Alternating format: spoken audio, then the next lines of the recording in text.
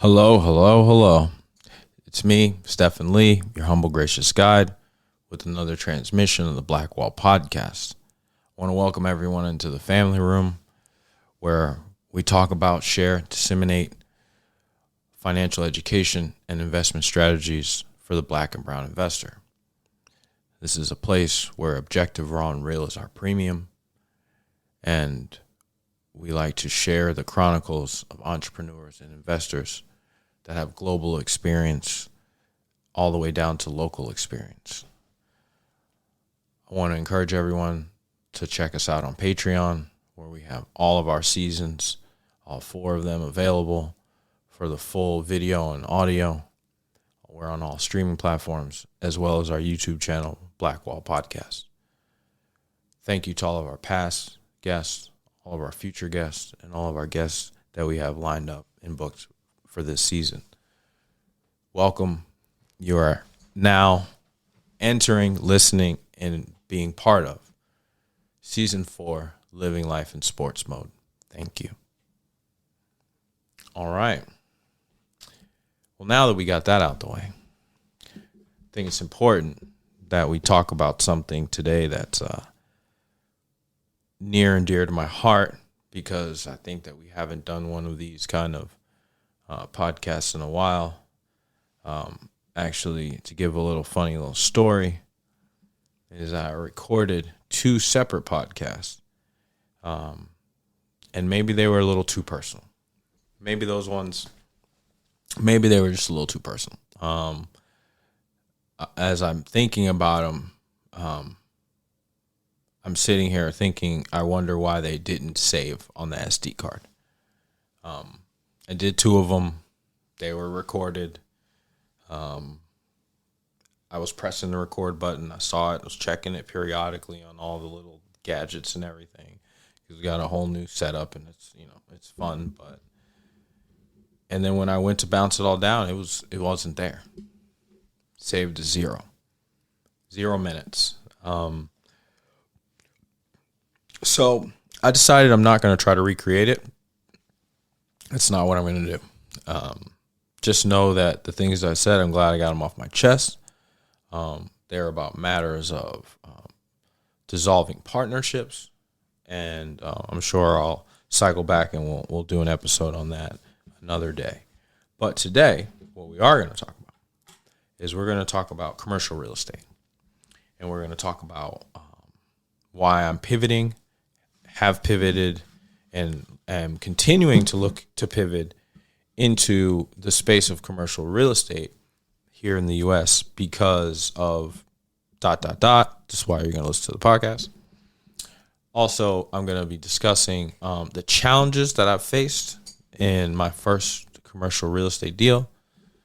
I'm also going to be talking about the differences that I've seen and felt in this deal, in the process, and just some things that I think I probably would do better or different the next time around. I'm also going to share with you what I've come in contact with as far as the financing, as far as the facts and the nitty-gritty and the data and the minutia of what I've found out about my first commercial real estate deal and purchase. As you guys may know, don't know, read the bio, don't read the bio, first-time listeners or whatever. My name is Stephen Lee, obviously, that part, but I'm a buy and hold investor. So when I invest in real estate or startups, whatever I'm doing, excuse me. Seems like every time I start talking on the mic, my throat gets all weird. But just 2 seconds ago, I could just be laughing and joking. But that's neither here nor there. Stay on topic. The topic is that part of me making this move and this adjustment into being a full-time investor in private equity is that I didn't want to be a one-trick pony. So coming from my background, the 2 options that I had to feed myself throughout my 20s and 30s were both limited. tell you what I mean. Obviously, my street activities were more limited because there's an additional downside and danger of failure, termination, and imprisonment. The kitchen offers a different set of limitations and boxing you in. Yes, imprisonment is off the table. Death is way less of an option, but you definitely, can get cut and all that stuff. But I think that for me, where I really was from a perspective of what I wanted to do next, I think that a lot of people in my age group are kind of, thinking, okay, well, what's the next stop? What's the next stop? What's the next step? Kids are getting older. If you didn't have any kids, it's a whole nother conversation. Can't really speak for that. But I think we're all looking at what's the next step. For me, when I look at life, I do look at it kind of like a business as much as one can, but there's also the idea and the understanding that there's the personal aspect, but there's also an aspect of time running out and progression, right? If you stay still for a year or just do the same thing for a year, that's a year lost in my world. I don't know how many of those years we have. No one does. And so I try to kick the ball forward, move the ball forward every year that I have. Lofty goal. Everyone probably says the same thing. Do I accomplish it? I'll let you guys be the judge, or really not you, but you know what I'm saying. As far as the whole idea of making this, the first word I really thought about was sacrifice. I don't know why I thought about the word sacrifice when I'm talking about investing in commercial real estate. I think the reason probably why I'm talking about that is because that's the first thing that comes to my mind, is because I felt a lot of it during this deal.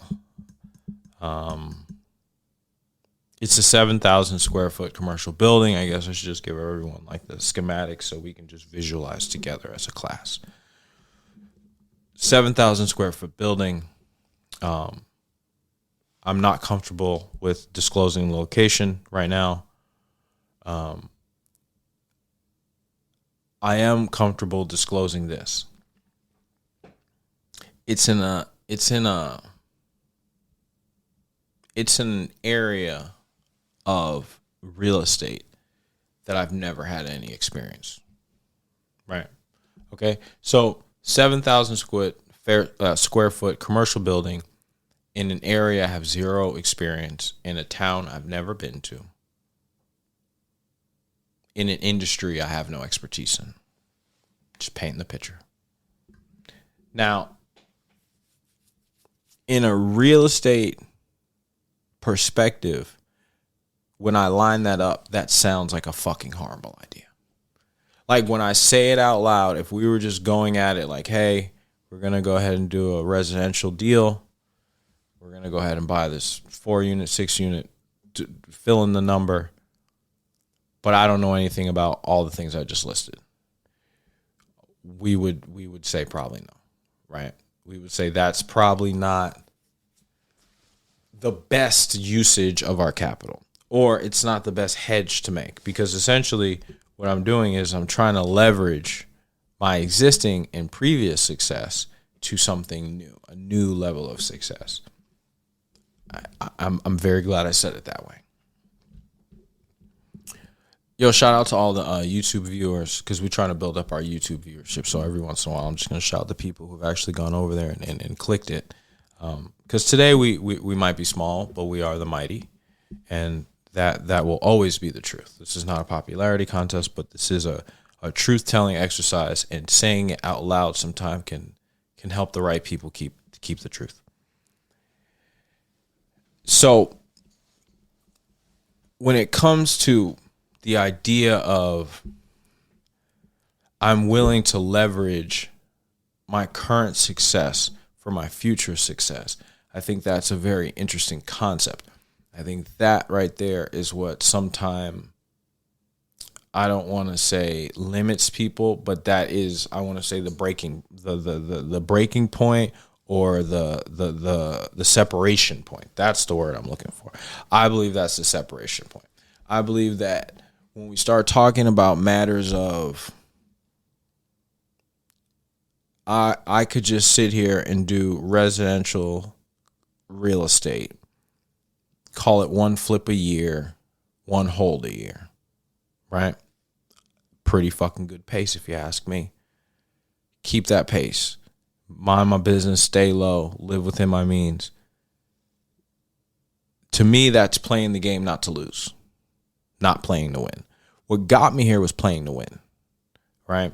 What got me here was the idea that under any circumstances, I was willing to sacrifice what I perceived as comfort for today to be able to do my best and maximize my potential, right? I know it was a lot of words, but it's how I felt. I feel that in my mind, the most powerful and valiant and like courageous thing I can do, obviously within reason and taking measure to it, but is to continue to push forward and continue to have set my goals higher and higher. Why is that important? It's important because statistically, once again, so I gave you my little personal synopsis of this deal without revealing too much. Why don't I want to reveal too much? I have some pending litigation that I just rather not add public information to, that I get, you know what? That's actually kind of bullshit. Now that I think about it, that's a fucking lie. The reason why I was uncomfortable saying where it's at is because, like many people, my success and my ambition over time has drawn a wedge. It has made reactions. It has made people say things that hurt my feelings. It has made people be very callous. It's made people be very closed-minded. And so here I start this podcast, and I have, this audience or this voice or however you want to look at it.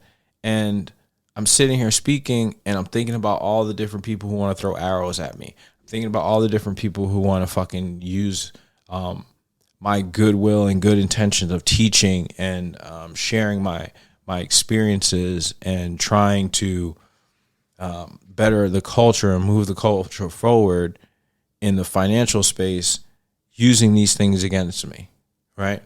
That's a shitty truth, right? So because of that, I've been beaten over time, and I'm sure many of you have too, if you have any level of success. I was weary about saying all these things. But you know what? Fuck these people. At the end of the day, I got to keep it solid for me, right? I don't like making decisions out of fear. I don't like living like I'm scared of people or things. It doesn't make me sleep good at night. So, back to the story, a little more detail. 7,000 square foot. It's a medical office building, clinic, Shreveport, Louisiana. I don't have a medical license. All the things I said I didn't have before are very true. So, the perspective I'm coming to it from is, yes, when I started investing in real estate, commercial real estate was like the top. This is where you're trying to get to, right? You start, I started at the bottom with bandos or vacant properties in the ghettos. For all you people, all you slowpoke square butts that needed a translation here. And then I moved my way up. And I got to the point now where was doing, I guess my last flip that I'm involved in now, whole drama, whatever. But as most real estate deals can be, drama sometime. You just fucking weather through it and make the money at the end and live your life. But we've now gone into a higher end residential. The next jump to me would have been a building. When I mean a building, something with, over 6 units, somewhere between 6 and 10 was what I was looking for. And I felt like that was my next move, to try to jump back on that horse, because I did a partnership with a 16 unit in Cincinnati a few years ago that failed miserably. Failed fucking miserably. You hear me? The price building was absolute nightmare. And I have actually done an episode about it, but I'm going to do another one because that's a long time ago. And I think I probably have a different perspective now about it. And there's some different learning lessons about it, because there's some things that I've done different now in this deal than I did in the previous deal, which is all good. So when it comes to breaking that wall, I hope you guys appreciated it, because it mattered to me in the moment. Just, man, fuck these people.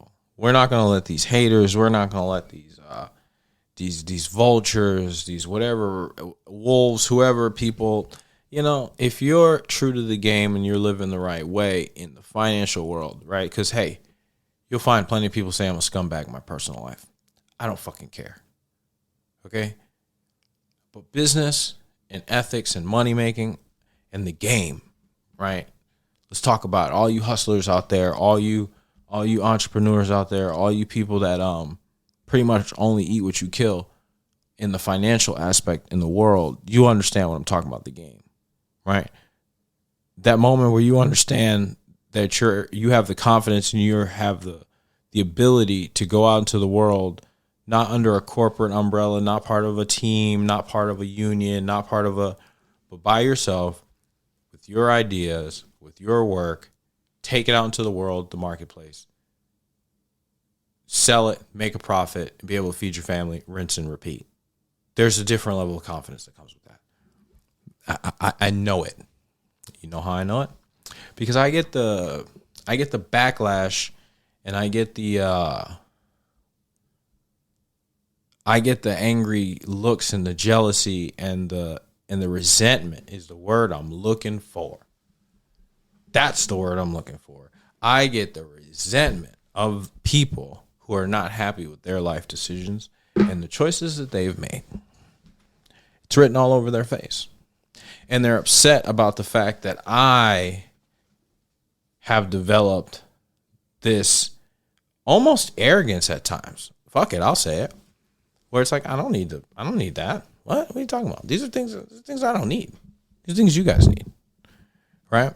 I guess it's how people look at it that know how to hunt and live out in the woods. They look at city people, like, you guys are domesticated. Does that make sense? I feel that way from a financial aspect. I do. I know. I don't know. I'm trying to get better at it, because I think it limits me from being able to absorb ideas and share ideas with people. So I'm working on it. But it's my initial reaction. Just being honest. Moving right along. So this clinic, it's coming because, or it came because, I should say, the doctor's an old gentleman in his 80s. Shout out Dr. Russo. And he's retired. And for whatever reason, I know the reason. The reason, let's draw it out. Fuck it. This is a podcast. That's why you're here for it. In the medical industry, pharma specifically, if you've noticed, they're going to the model of like CVS's, Walmart's, Dwayne Reed's, if you're in that area, even the Targets, the grocery stores, the Kroger's, the Albertsons, they're all going to their own pharmacy model, right? So you'll be able to go to the pharmacy, get your flu shot, get your basics done, get your prescriptions. They're kind of going to that, right? They're obviously able to do better and larger scale business with the pharmaceutical and drug companies, so you pretty much are going to get the best price there. So it's taken away the need for a lot of the mom and pops across the country, right? So if you got a Walmart with pharmacy, if you got these things, it's, obviously absorb the need across middle America and the country. So a lot of these doctors and clinics and pharmacies, they were bought long when the guy's been running it for 40 years. He's retired. No one wants to step in there because the new pharmacists and the new doctors are the cost of going and get that medical degree is now 1,000 times what it used to be. So they can't afford to go and open up their little mom and pop clinic and play the long game. They got to make money right now. So they go work for big pharma, or they go work as the pharmacist in a bigger corporation. That's how this works now.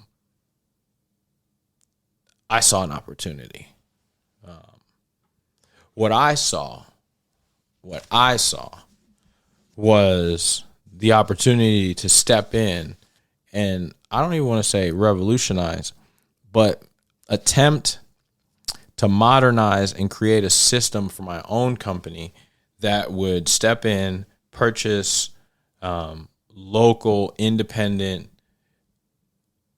clinics, medical centers, dialysis centers, whatever in that little nook, if you will, of medical treatment, and retrofit them, update them with technology, and make them adaptable and receptive to the new world that they're in. Because these communities that they're in don't have new problems. Does that make sense? They don't have new infrastructure. These are in underserved communities. So their clinics being shut down are not being replaced right away. Does that make sense? Right? They're not, the city isn't rushing to throw in the general hospital and make sure they have first tier technology and medical services. That's not what happens. This clinic closes, these people now have to go further away to get medical treatment. The need is still there, is my point. That's what I saw. I saw a place where CVS or Walmart didn't come in and shut down the local business. The local business shut down and the need is still there. Now, limitation. What is the limitation and why doesn't everybody just jump into commercial real estate? Shit, it sounds so great. One, price point. Commercial real estate is more expensive. It just is. Even with the prices being down 50, 40%, 30% nationwide for commercial office space, malls are essentially worthless, especially if it's not a top tier mall, right? Top tier malls, Lenox Mall, Beverly Center, all these places, Westwood, Phipps, top tier. They of course they're valuable, right? Glendale, they're valuable. But the local mall that the kids used to go to and go to the movie theater on the weekend and just walk around in your local town, it's a ghost town.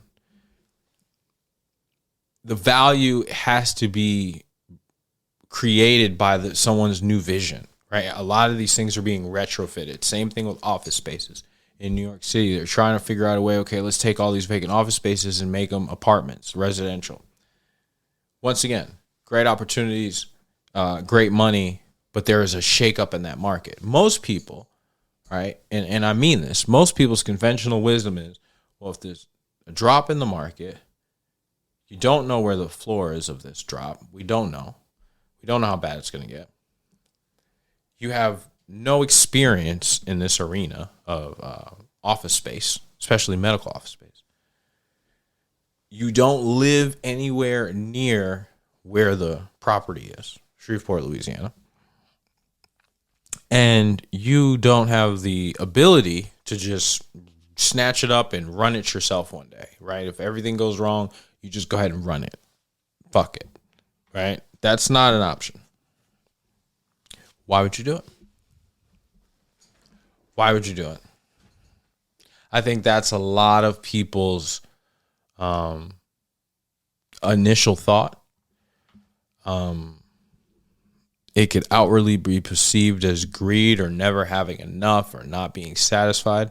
But I'm going to go ahead and tell you a little insight, right? And slow this thing completely down. The reason why, for me, it was such an attractive opportunity right? Let's roll it back. Let's roll it 100% back here. I wasn't even the first investor that was called. So that lets you know how. See, now either I'm a genius or I'm fucking stupid. It's one of the two. And we're going to find out in about 3 years which one it is. But I want to say I was the third investor called, right? Truth be told. I jumped at it so quickly that they thought I didn't understand the deal. Right? This is why I love you guys. This is why I love you guys. We're able to have this real conversation. Because I don't have a medical degree and I'm not a doctor, and because I'm not backed by some fancy fucking firm, the people didn't think I understood. So they wanted me to like keep reviewing the numbers, keep reviewing the value, keep redoing the listen. I'm no fucking slowpoke. I'm not stupid either. What I know is in America, you cannot go broke selling drugs. And we're talking legal. If you own a pharmacy, you're selling drugs. Just everybody get over it. I know that's not what we want to say. I know it's not, doesn't sound good. Great. But let's just objective, raw, and real it here. Okay?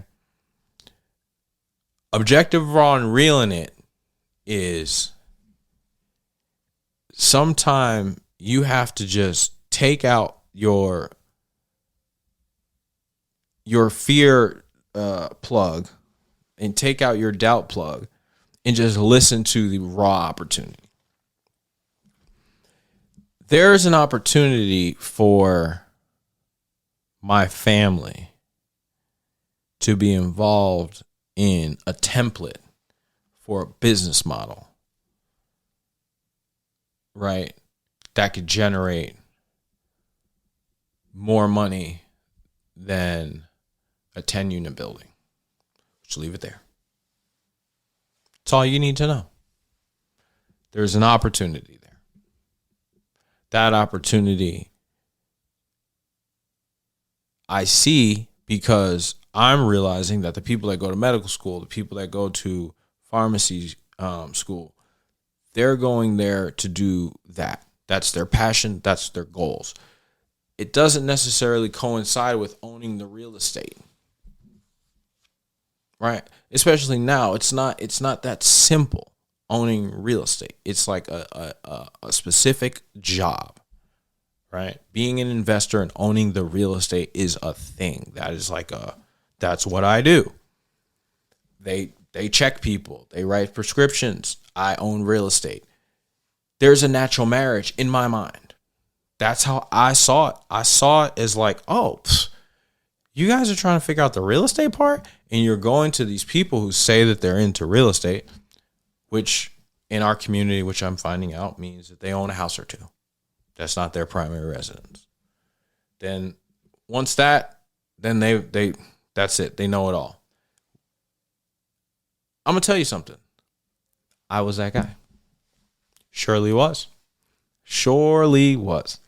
Arrogant as all hell, mean as a rattlesnake, and thought I owned half of the state of Georgia when I owned 5 bandos. Hey, what you want me to you want me to lie to you about it? You want me to pretend like, oh no, I would never. That's a lie. I did. So I know it's real. Now the part of it that's the part of it that I think is interesting is that the amount of patience and time and failures and looking and getting no's and doors closed in my face and getting fake yeses in this deal has been enormous. Because, of course, buying from an elderly person, there's some challenges there. Dr. Russo had slipped and fell in the shower in the middle of this whole negotiation. Thank God he's okay. But that right there was like, my initial reaction was, of course. That's the first thing I said. Of course he fell. Why would it not? Right? Because I'm calling around. I think I might have called 20 different private lenders, because no conventional lender would touch this building for multiple reasons. Then private lenders won't touch it. Oh, we won't lend Louisiana. Oh, Shreveport. Oh, the area of Shreveport. Da, da, da, da. I mean, I heard it all. I heard every no. And as black and brown people, the more no's we hear from the outside, the less we want to go ask our inner circle. I said it. I said that shit. The more yeses we hear on the outside, the more comfortable we are sharing the vision and sharing the, sharing the whole thing with others. I think that's extremely interesting. The people that are closest to us, we should feel the most comfortable when the world isn't giving us that love. But it's not like that. And I'm just speaking from what I know and what I feel from most of my experience with us. Even what's really going on with me and my family. I'm not just talking about it like, you know what I mean? I'm talking about it in a real way.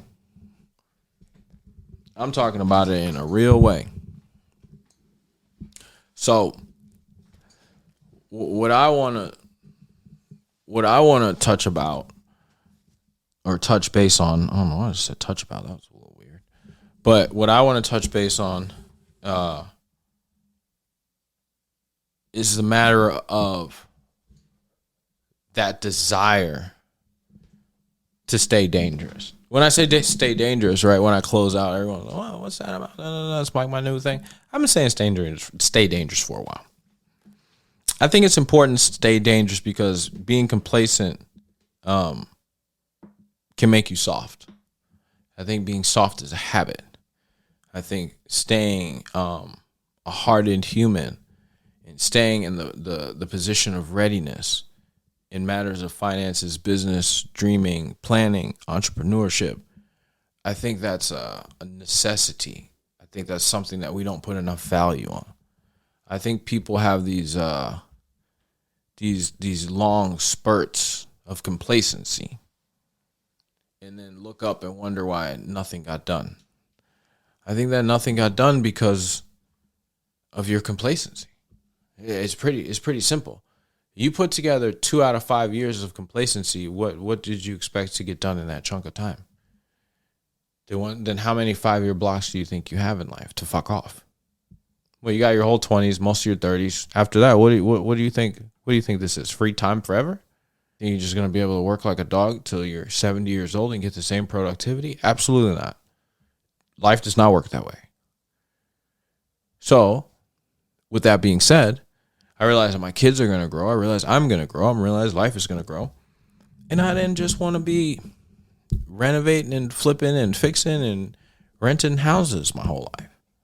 That's not why I retired. That's not why I got into this. I got into this because I wanted this to be a new career. New career means you learn a skill, you learn a thing, and you move forward and you keep gaining, you keep gaining, you keep gaining. That's what I understood a skill to mean. When I got into being in the kitchen, I got good at one thing. I didn't be that forever. I put that in my toolbox, so to speak, and move on. And I kind of want to experience the same thing in investing. That's why I've branched out into startups. Hey, man, not an easy world. I'll tell you right now, very difficult to invest in startups. Staying calm while shelling out money and not having a guarantee it's coming back is very difficult. It's extremely difficult. Do you hear me? It's so difficult because the people that you're funding are already high strung because it's their idea and they're finally having the confidence to take it out into the world. Right? So think about that. I was telling you guys about the process of commerce and, eating what you kill and the confidence that it brings. Imagine funding somebody else's process of gaining that confidence. Seriously. And as you're funding it, right? You're funding their process. You're literally funding their process of getting the confidence to bring their idea to market. And you need them to have this confidence because this confidence is what's going to allow them to bring you back a profit. What a better way to give you some yogi, Buddha, holy Jesus correction and challenge. Because the more you press this person for a return, the more nervous they're going to be and more likely they are to fail. Which means that your investment will then fail. That's how this goes. So when you're investing in startups, it's very different than investing in commercial real estate, which is then very different than investing in residential real estate. Doing all these things together then becomes a fund, private equity. Now you guys see where I got to where the fuck I'm at. Having commercial real estate holdings, having residential real estate holdings, and then having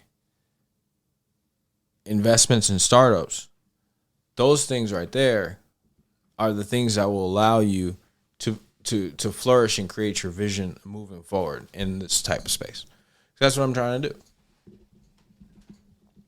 That's what I'm doing. It's all my first.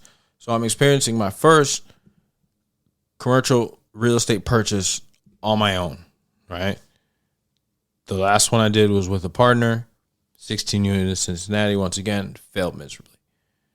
This I'm doing by myself, but I'm doing it with the understanding and the conjunction of an existing medical company, right?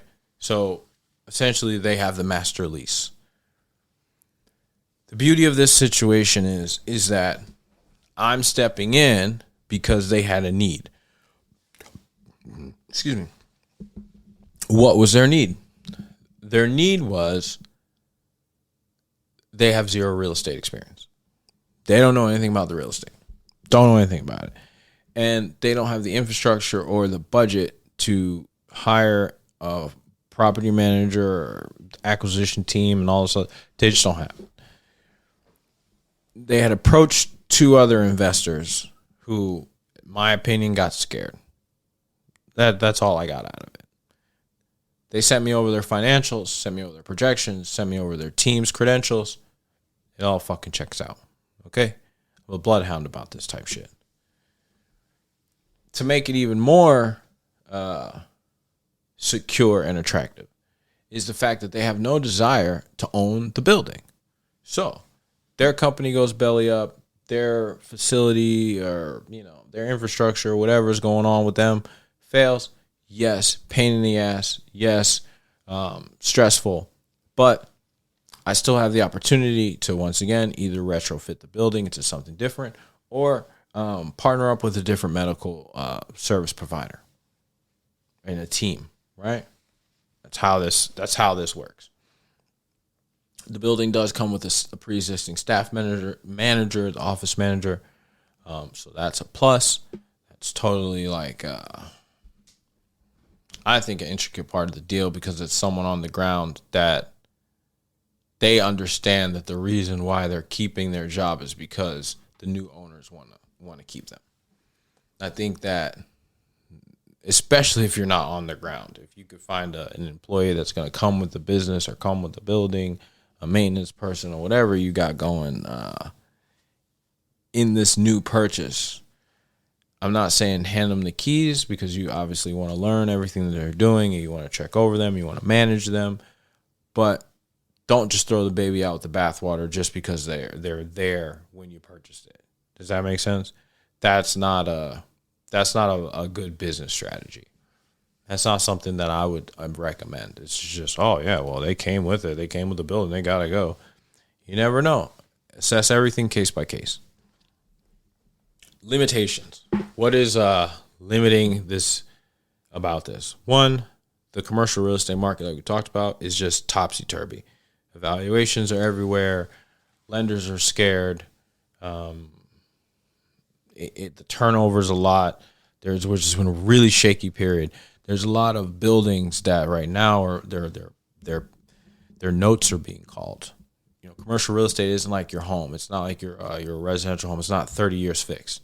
A lot of these things are 5 years, 7 years, maybe 10 years, amortized in their interest. Amortized over 30 years, you pay 10 years, and then it balloons. And the expectation was in these types of situations, because it's been like this for decades, is that you own an office building or you own a large complex or building, as long as you have tenants, the refinance will be no problem, because what bank won't lend you on that asset, right? They're lending on a commercial asset based upon what the asset can produce. The problem now becomes, what's the problem, Blackwall? The problem is that if you now get 20, 30, 40, even 50% vacancies on the property, you're going to have mirroring devaluations. So, round numbers, I bought a building for $100,000. Obviously, great deal, snatch it up right now. But you bought it for $100,000 just so we can have round numbers. 5 years ago,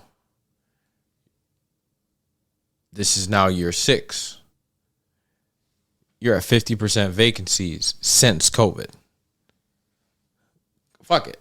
Call it 30% vacancies since COVID. And you're doing good. You're running 70% occupancy since COVID on your office building. When you go to refinance, they're only going to want to loan you on the value of $70,000 because that's now what your building's worth. You've taken in 30% less in revenue, in rent roll. If it's 40% less, there you go, right? So now either you're going to have to pony up the difference, you're going to have to cash this loan out, or you and your lender are going to have a real talk, or you're going to be handing some keys back. That's how this is going to work. Now, there are going to be people like me who are going to see opportunity. And we're going to come in and we're going to negotiate down and we're going to pay that discounted price. And we're going to put in the money, the equity, the sweat, the blood, the tears, the everything, the time, the patience. And we're going to weather out this storm. And we're going to reposition these assets in a way that they're viable, profitable, and they fit today's world, right? And the herd of people who do that are going to make a boatload of fucking money. Tell you that right now. Going to make a boatload of money. And if you're not on that boat, it's not that big of a deal. There's going to be plenty of money made otherwise too. This specifically, the people who are going to be able to capitalize and weather the storm and tame the fucking beast that's coming of commercial real estate reevaluations in this country over the next 5 years. I think that these people are going to be poised to be in a good spot. I think ownership of these things will be important in the next decade. Now, they got to take their hits, man. Because anytime you hear any type of market, oh, this is flawless, this industry never goes down. See, that's where commercial real estate had gotten, especially office buildings in major cities, San Francisco's, New York's, Chicago's, these type of places. Oh, people always got to go to work. These buildings are worth, their values are always going to go up. They call them A-class properties. Do you hear me? A-class properties. A-class. Now they're 40% off. So how A-class are there? But meanwhile, residential housing rents are going up every city. Every city. So once again, why would I'm neck deep in residential real estate in one of the hottest markets in the country, Atlanta.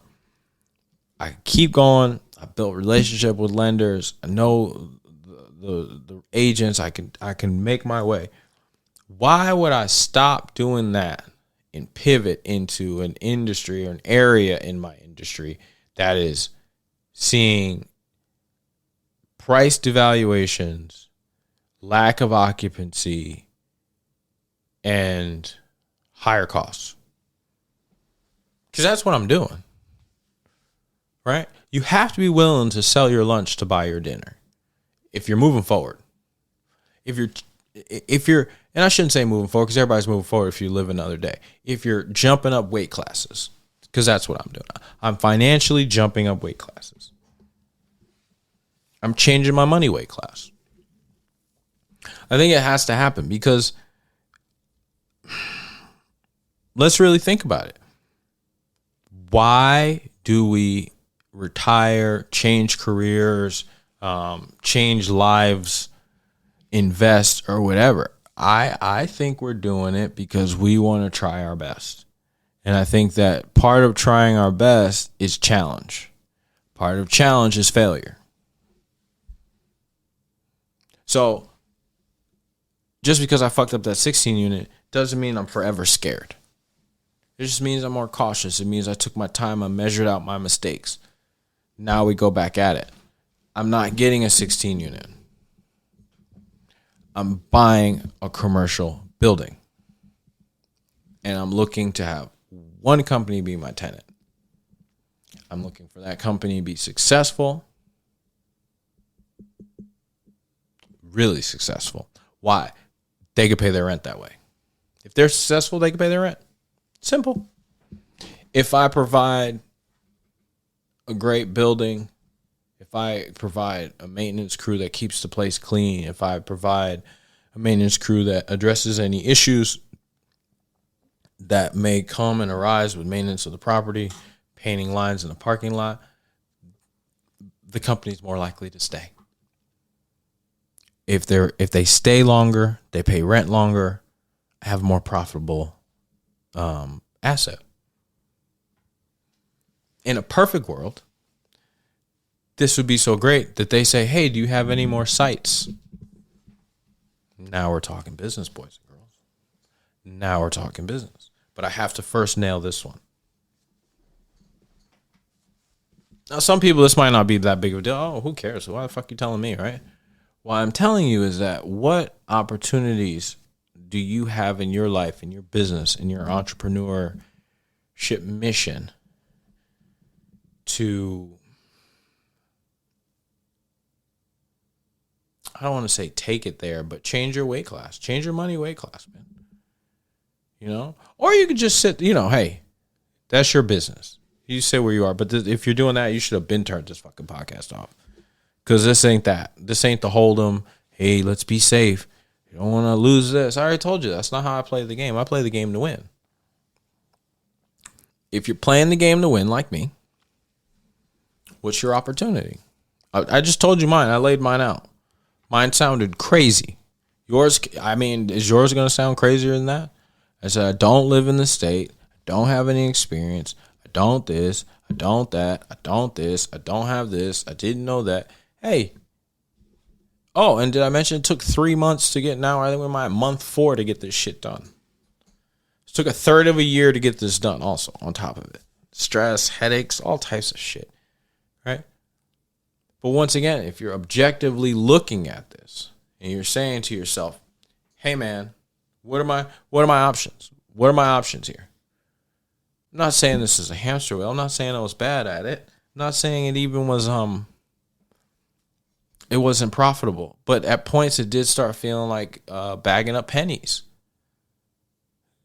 50,000 here, 100,000 here, 20,000 here, 30,000 here. But then you owe somebody 30,000 here. Then this bill is 15,000, and then you see what I'm saying? Like that became. It started to feel like I made myself a job and I wasn't building a company. the real estate, it started feeling like my job, not a company. And I was trying to build a team and an infrastructure and a whole ecosystem around this job to make it a company. It's not everybody else's fucking vision, bro. It's not everybody else's vision is to build this thing where they don't have to have their job and they can do the company. Even if they say it is, that's not their vision, bro. If it was their vision, you would have met them. They would have been doing it already. And that is what it is. Now, where's the rubber meet the road with something like that? The rubber meets the road with that is that now I'm intentionally picking people for their skill set. What does that mean? Hey, instead of going out and fucking around and talking and all this other bullshit, I'm sitting here on LinkedIn and I'm trying to figure out who's in charge of such and such to get my product where I need to get it. Not so I can meet and flirt with you. Maybe so I can have an interview with you. Maybe so I can have a chat with you. So I can ask you a couple questions. I'm putting more of a premium in those things, man. I really am. Because I need to build a team. That's like so important. I'm sitting here talking to these founders about their startups. And I see their nervousness. I hear it in their voice. I see their eyes. It's all this, that, and the third. And I'm trying not to talk to them in a manner that's making them nervous, but I do have to let them know, like, hey, listen, you've reached the point now where you do need to land a contract because there is no more money to burn, right? And you're telling them this, and they already have a contract in hand. But you're just letting them know, like, hey, whatever you need to do to make sure this really goes through and succeeds, and whatever cleaning up you need to do to make sure that it fully goes through, do it. They get so nervous. Oh, you can feel it. They start reviewing everything. And hey, listen, I'm just telling you, this is part of the business, right? This is part of the business. That right there, the process of investing in these startups can very easily be confused on, well, why am I not using that to do my stuff with my company? I could invest in my own business. First answer. Once again, counterintuitive. Why would you invest in somebody else's startup when you have a business that can always take investment? Everyone's business can always take investment, right? Why? Because sometime it's not the time to inject capital into my business. That might not make the fucking problems any better. It might actually make them a little bit worse because I start moving faster. Maybe the slowing down is revealing certain things along the path that we need to see, right, in building our company. Maybe the slowing down is showing you that person that's really not there for the long haul. It's not really a good partner, employee, consultant. They're not for you. Because it's people stay around when there's a lot of motion. There's a lot of movement because there's a lot of loose parts. There's a lot of things that people can grab and sneak and this and that, right? Everybody can kind of get lost in it. And if it's successful, the pieces that got lost are less noticed. The details and the things that didn't feel good or weren't perfect or didn't go seamless were less noticed because there's a win at the end. Slow down the game. Have no games. Take a couple losses. Let me see how everybody acts. So I say that to say, obviously, you guys have been listening and you binge listened since you found out about the podcast. You've heard every episode and you know everything I'm talking about. And so it all makes sense. But if not, and you need to catch up, you can on all streaming platforms, Patreon, YouTube. We got everything going. Great guests, great conversations. But the main thing is that I want everyone to walk away from these podcasts and just thinking and challenging yourself and being honest with yourself and being objective with yourself. And what areas can you grow and get better and put more time into and sharpen. I don't know. Just a question. Stay dangerous.